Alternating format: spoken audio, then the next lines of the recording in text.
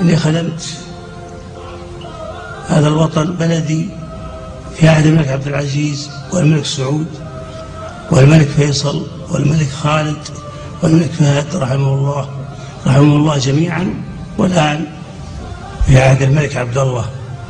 ربنا يعطيه القوة والسداد والتوفيق إن شاء الله، ويعين بأخيه صاحب السمو الملكي الأمير سلطان بن عبد العزيز.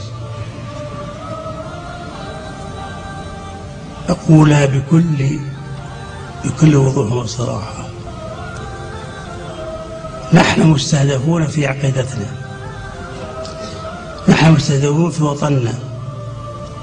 أقول بكل وضوح وصراحة لعلمائنا الأجلاء ولطلبة علمنا ولدعاتنا وللأمرين بالمعروف والنهي عن المنكر ولخطباء المساجد: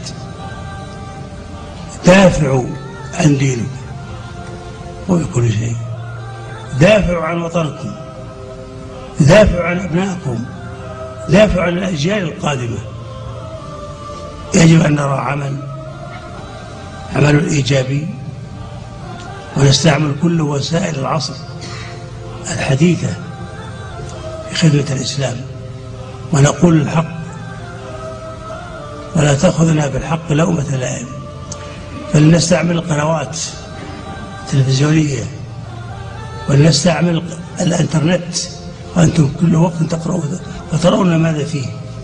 أرجوكم من الله عز وجل السداد والتوفيق.